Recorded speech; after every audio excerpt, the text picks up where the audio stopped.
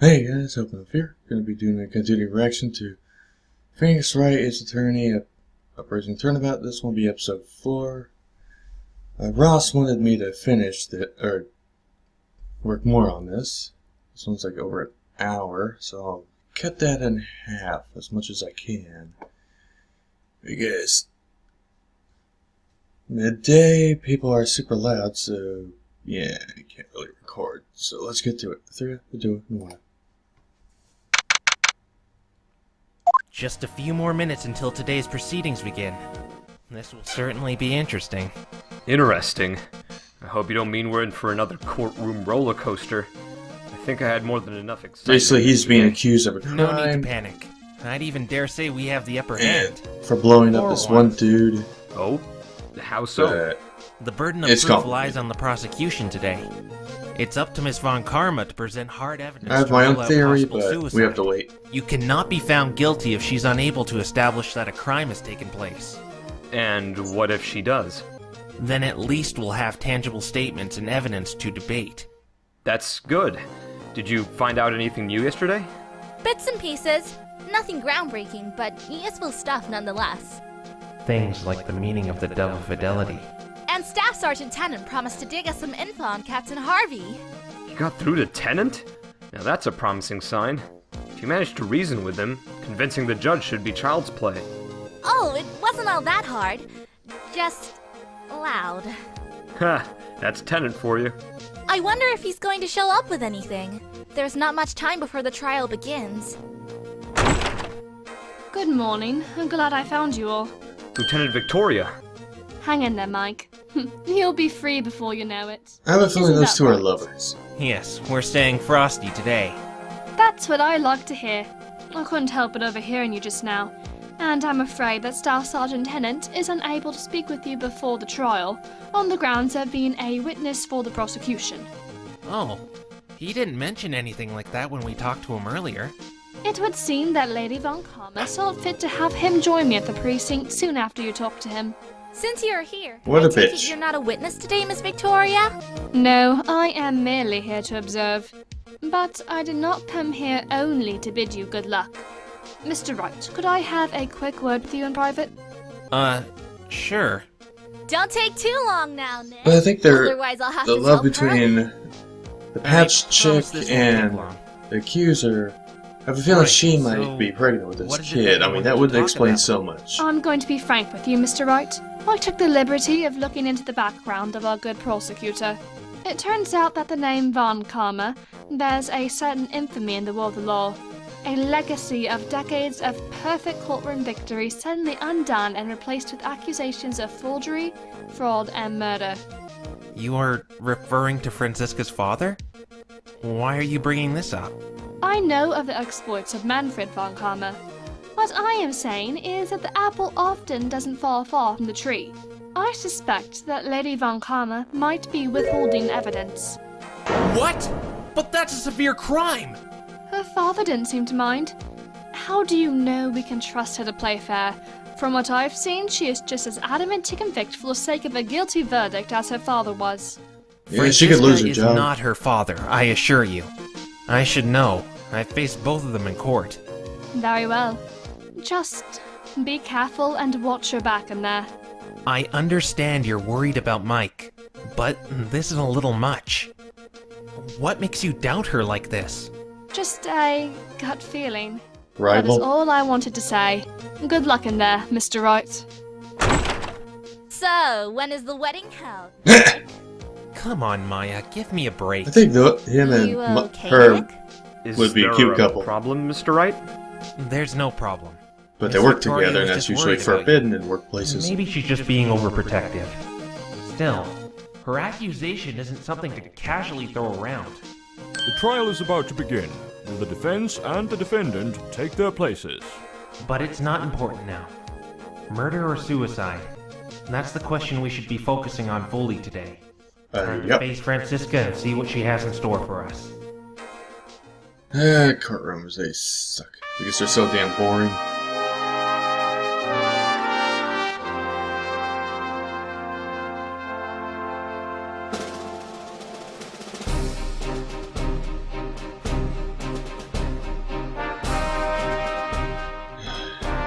get most of this shit.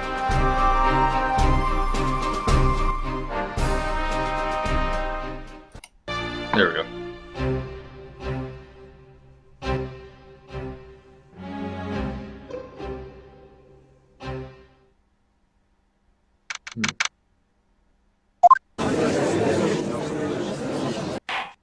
Court is now back in session for the trial of Mike November. Okay, Santa. The courtroom's doors will be locked until the end of today's proceedings. Are the prosecution and the defense ready? Maybe we are, maybe we're not. I'll take that as a yes. God damn it, would someone take that freaking whip from her? Indeed. It's a courtroom, for God's Before we sake. begin, I would like to inform the court that the police are hard at work reconstructing shredded documents from the scene. I may receive a call from them at some point during the trial, if they find anything crucial. There, you've been informed. Very well. Now then, yesterday the defense brought up the possibility that the victim may have committed suicide. I asked you to look into this possibility. Ms. Von Karma, what is the prosecution's view on this matter now that you have further examined the case? She think it's bullcrap. As far as the prosecution is concerned, nothing has changed. The death of Captain Janus Harvey was a murder, and the only one who could have committed the crime is Private Mike November. But there was a problem No, I with think this- time, wasn't there? The patch An girl unexplainable might have gap done it. between the defendant meeting the victim and the alarms going off. Not anymore, Your Honor. Yesterday, the little episode here in the courtroom made me lose my composure, and I was cheated of my victory.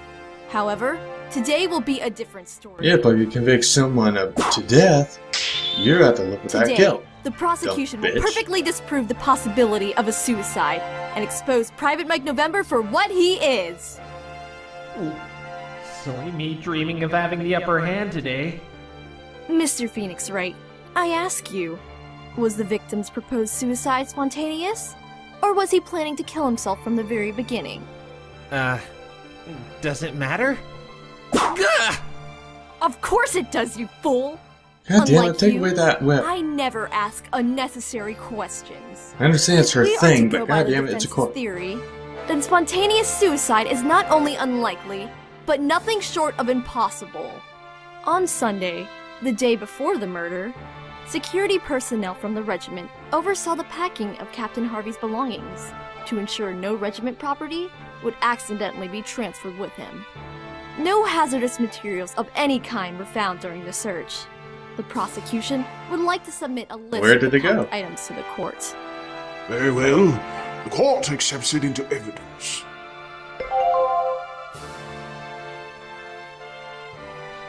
We know that on the day of the murder, the victim went straight to his office and didn't leave once. This means that if Captain Janus Harvey was going to kill himself with an explosive, he would have had to bring the bomb with him into the Iron Chamber on Absolution Day. He could In collect other the words, pieces for If it. this was a suicide, it had to have been planned beforehand. However, those who visited Captain Janus Harvey didn't report seeing anything suspicious in his office.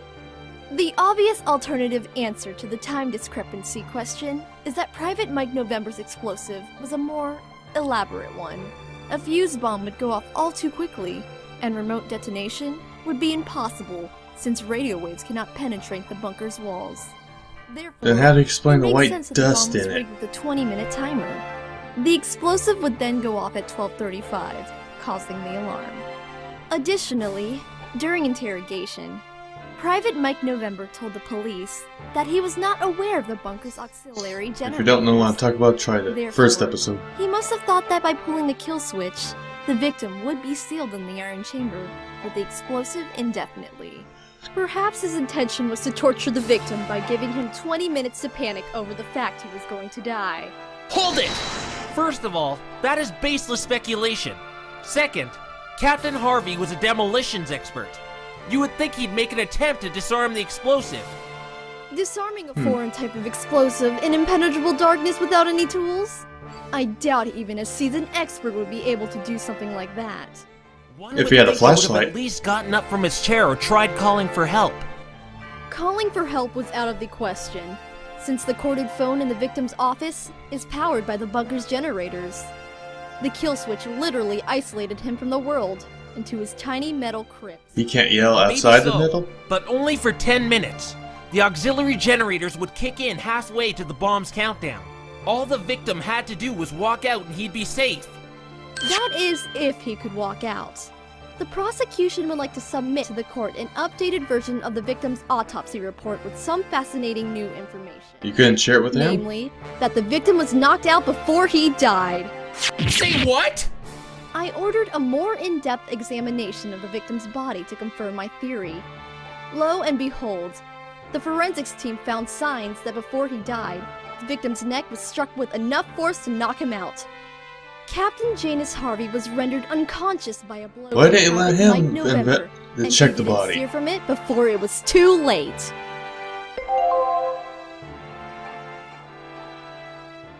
The defendant Should himself have has informed him. testified that he had a fight with the victim in the iron chamber, and the keycard logs prove that Private Mike November was the last person to enter. Therefore, being the person who knocked the victim out, this makes the theory of Captain Janus Harvey committing suicide insufferable. Unless the defense would like to suggest that the victim punched himself in the neck as part of his suicide. Why, that is an excellently solid argument. I still think it's the patch eye lady. Mr. Wright, how do you respond?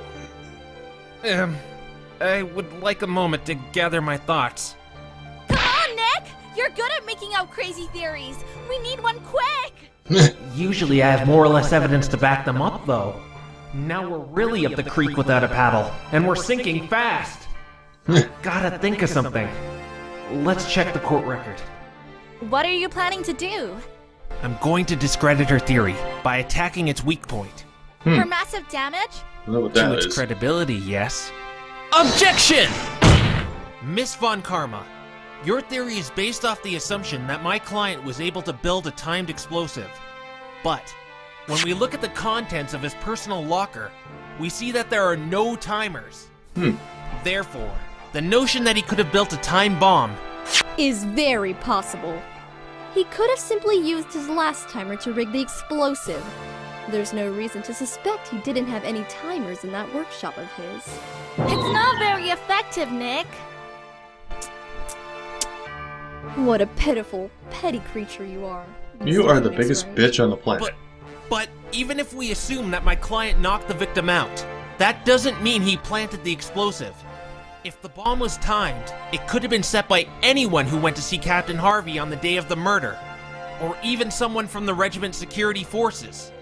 Fool, you are once again forgetting that Private Mike November was the only visitor with enough expertise to craft such a thing. Furthermore, no. even if one of Harvey's visitors, or Harvey himself, had managed to acquire a time explosive, the amount of explosive material required for a lethal pressure blast is not easily conceivable.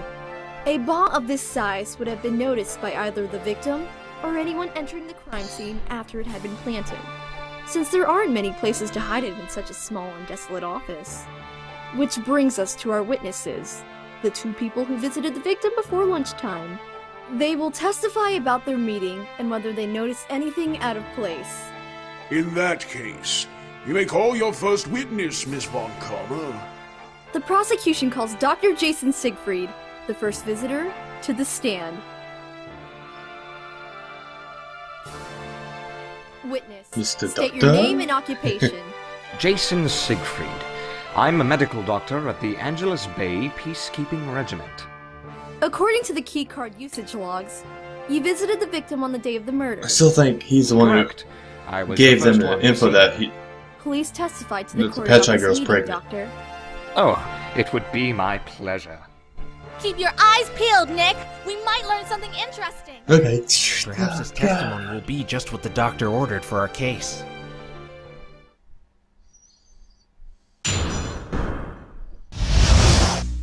I went to see Harvey in the Iron Chamber and arrived at almost 10 o'clock sharp. I thought I'd see the man smile for once in my life, but I was wrong to expect that. We had a lot to talk about, but we did succeed in covering the most important things. I didn't notice anything out of place when I was there. Once my time was up and I was leaving, I bumped to Sergeant Tennant in the hallway. So there was nothing unusual about your meeting? Nope, it was all standard procedure. It never hurts to have a second opinion on the testimony, though. All right, Maya. Let's get ready to press the right spot and pull out all the extra information we can. Sounds like a plan, Dr. Nick. Mr. Wright, if you're done playing doctor, you can return to your actual profession and begin your cross-examination. Yes, Your Honor.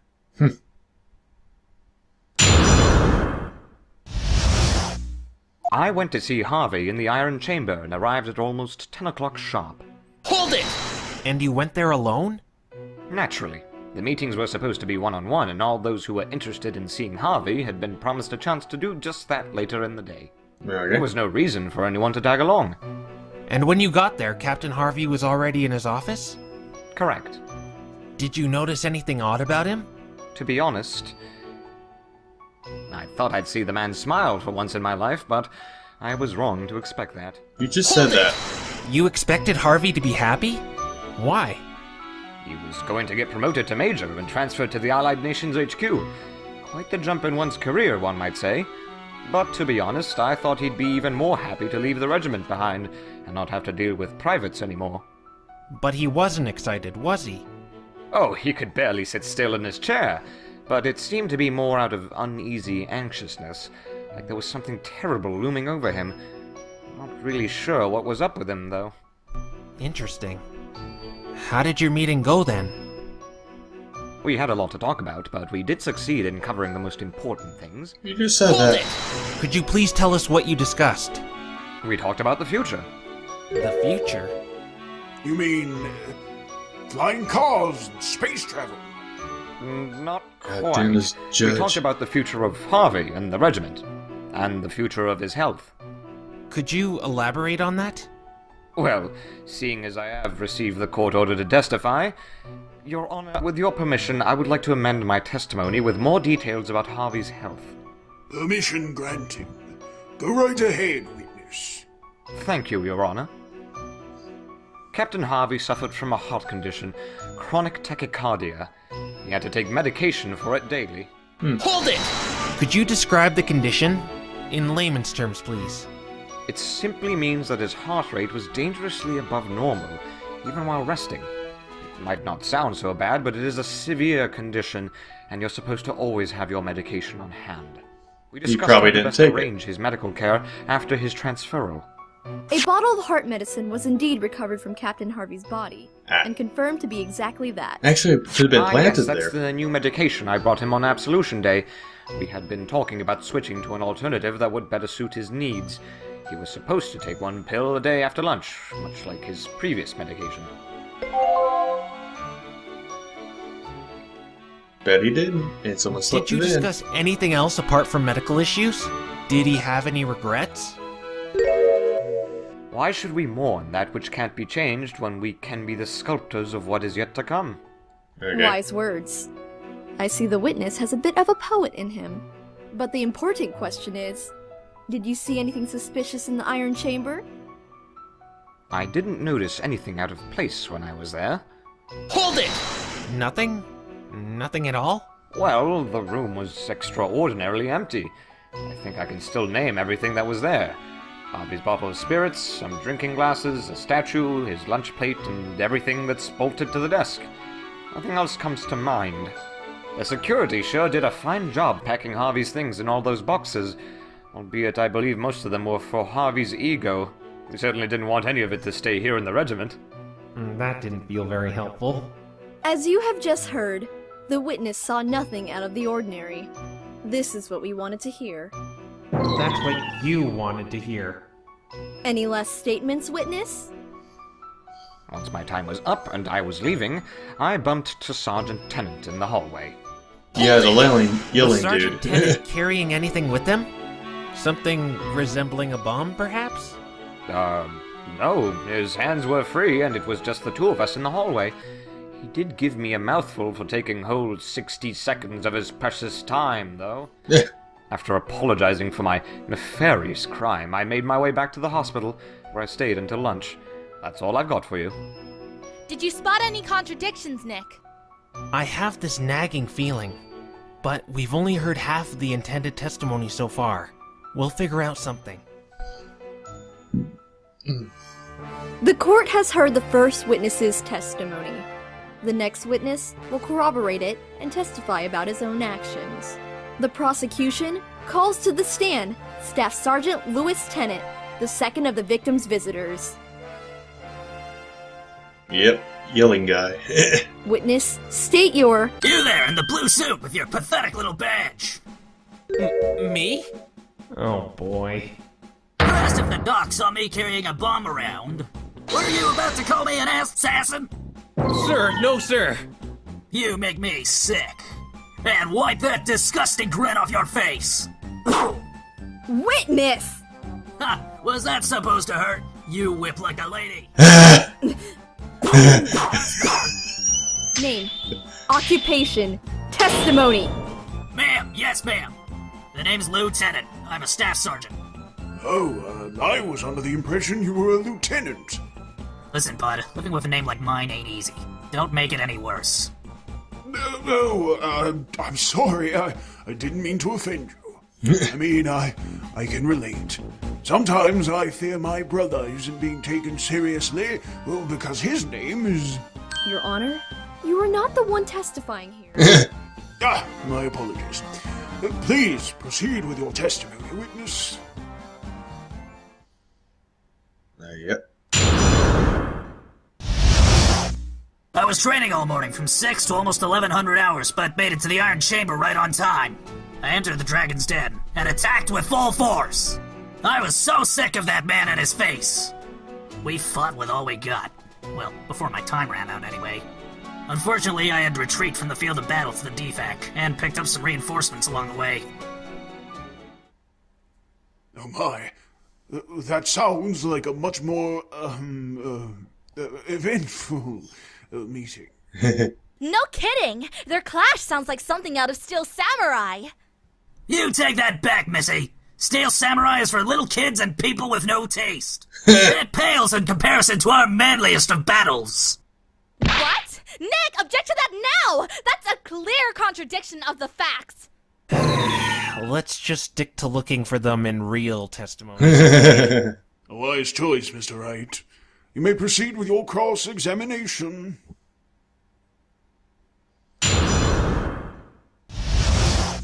I was training all morning from 6 to almost 1100 hours, but made it to the Iron Chamber right on time. Hold it! What were you training for? What's there not to train for? A good drill officer stays in top shape and ready for anything. Besides, I had to make up for missing a day at camp. Someone has to be the one doing push-ups. I see. Did you notice anything strange on your way to see Captain Harvey? Negative. Except that the damn doc was taking his sweet time. My time, actually. But he was only a minute overtime, wasn't he? 60 seconds! Can you imagine what one could do in 60 seconds? Time is a valuable resource not to be wasted. Give me a base, 5 good men, and $1,000, and I'll have you a proper unit by the end of the day. That sounds scary efficient. And unpleasant. And here I thought my training was harsh. Anyway, here's where it gets good.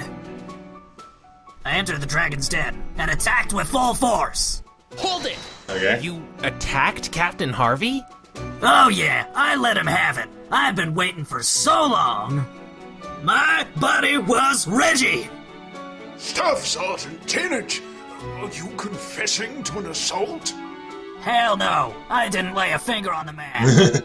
I just gave him my honest feedback by screaming until my face was 12 shades of blue. Why would you do something like that? Why? I was so sick of that man and his face. Hold it! So, you screamed at him? You got a problem, son? It was Absolution Day, and the regiment code states that he could not punish me for whatever I had to say. And you can bet your ass I had a lot of things I wanted to say. Harvey was a self-centered slave driver, and seeing that goddamn bust on his desk was just too much. A bust? Yeah, the man had a bust of himself. Can you believe it? One Harvey is more than enough. Didn't Dr. Siegfried mention a statue as well? We fought with all we got. Well, before my time ran out anyway. Hold it! So, You spent an entire hour just shouting at him? I was just getting warmed up when Harvey told me that my time was up. Did Captain Harvey actually do anything during your fight? Well, not really. The man just sat there and gave me the Harvey stare. The only thing he told me was to get out when my time was up. But I could see that he was boiling inside, so it felt like an S-rank victory to me. I even saw the man pop open his precious bottle of spirits before I left, so I must have left quite an impact. Yeah, you erased his heartbeat. Being yelled to the face by this man? I would never forget that. Possibly never recover. Not much of an epic duel, though. Yeah, because he has a heart Steel problem, Samurai so raising his heart definitely wins this time. rate from stress Then is not a again, good idea. The samurai always wins. Could be an accidental One death. last question while you were, fighting. Did you notice anything peculiar in the office? I concentrated on the target, not the battlefield. But I'm pretty sure I would have noticed anything grossly out of place. Naturally. You cannot see that which doesn't exist. And then what happened? Unfortunately, I had to retreat from the field of battle to the DFAC, and picked up some reinforcements along the way. Hold it! Reinforcements? Yeah, Demo Gal had asked me to go pick her up for lunch so we could all dine together. By Demo Gal, you're referring to Lieutenant Victoria, right? Who else? After my glorious battle, I marched victoriously into the instructor offices and had her join me on my way to the mess hall where the doc was waiting. Security camera feed from Lieutenant Irene Victoria's office confirms that the witness came to retrieve her for lunch, not long after his scheduled time was up. Okay. We've now heard from both witnesses, and the conclusion that can be drawn from their testimonies is that there was nothing suspicious at the scene of the crime. It would certainly seem that way. Mr. Wright, your thoughts? Nick, don't say you're out of ideas! Far from it, Maya. It is true that the witnesses' stories match up well. However, they both have testified to a glaring contradiction. No? Please explain, Mr. Wright. Take a look at this photo of the crime scene. Both witnesses claim to have seen a statue or a bust in the iron chamber. Okay. But no such thing could be seen here. Oh, they used that to kill him. Okay. That is very true. I find it appalling that the prosecution would overlook such a thing. Objection! Be careful with your accusations, Mr. Phoenix Wright.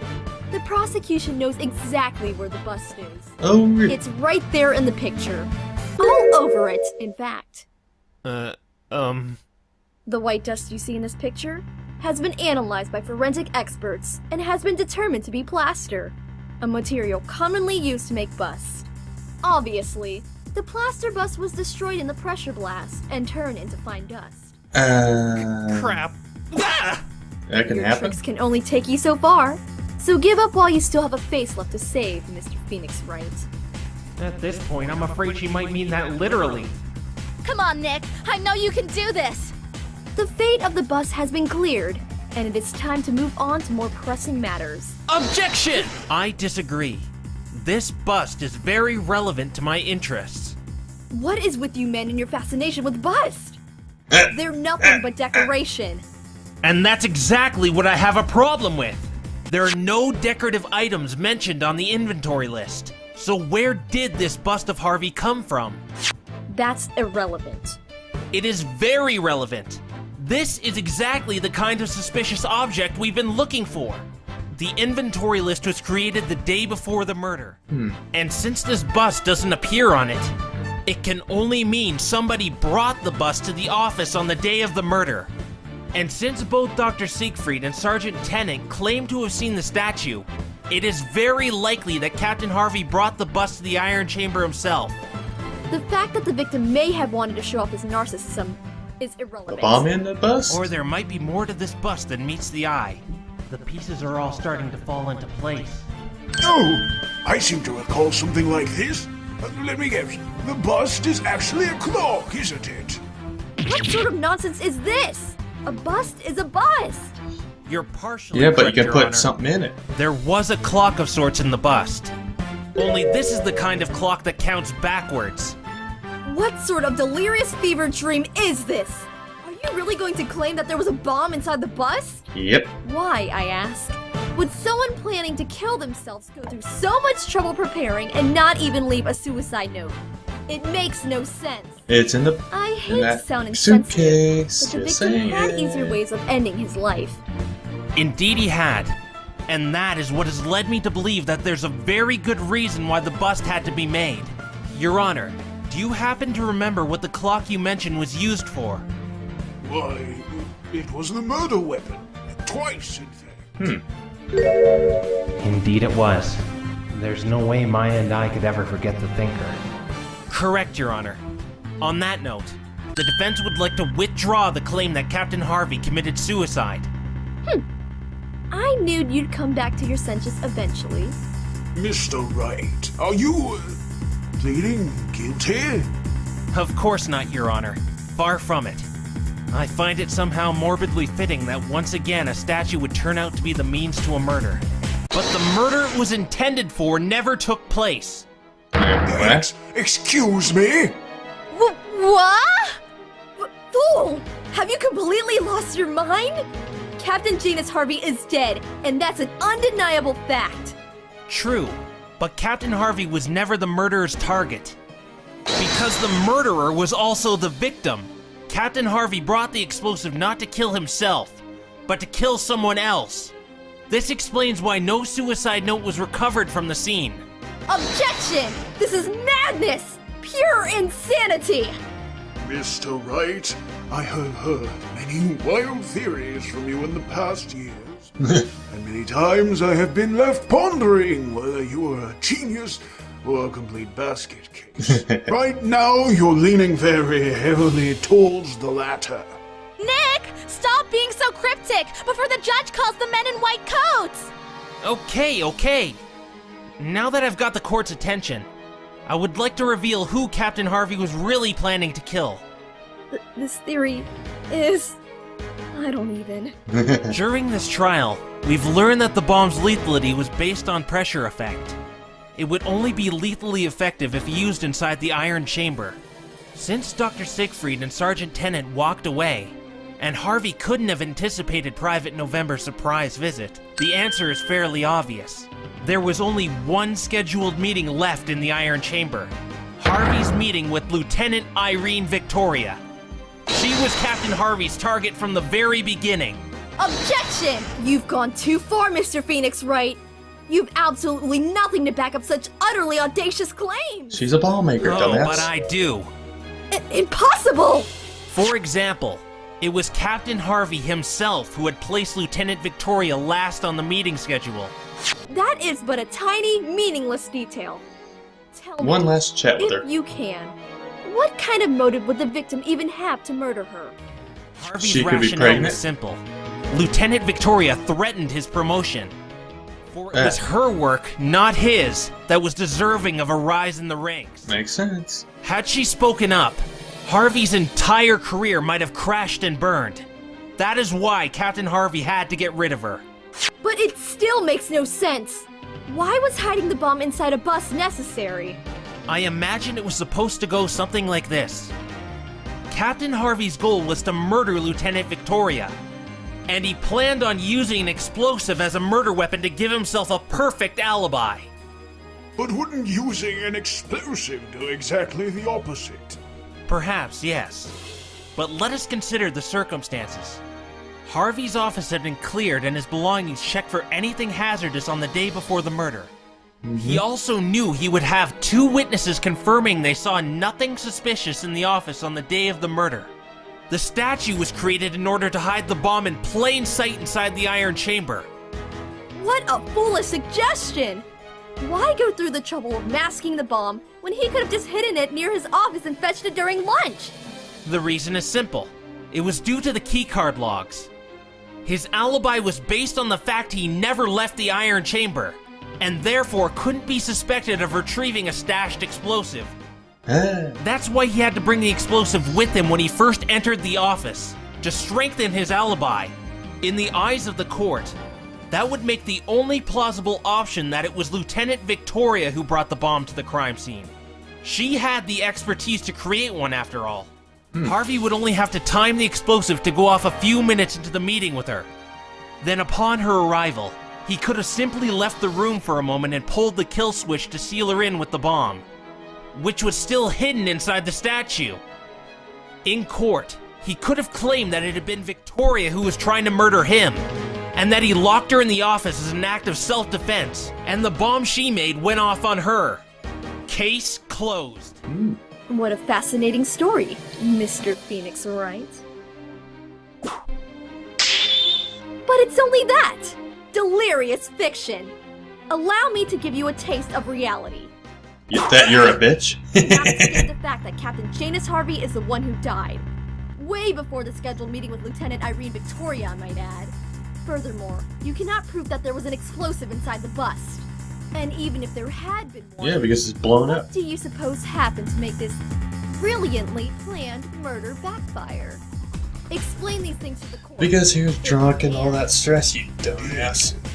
The defense's theory seems quite far-fetched. Pause. Alright, I do. That's went a little further than I thought. But this will be part 1, episode 4, so yeah, I hope you like my reaction and the video interesting. Or at least the video interesting. My reaction to this is kinda meh. But yeah, hope you guys like the reaction and have a nice day.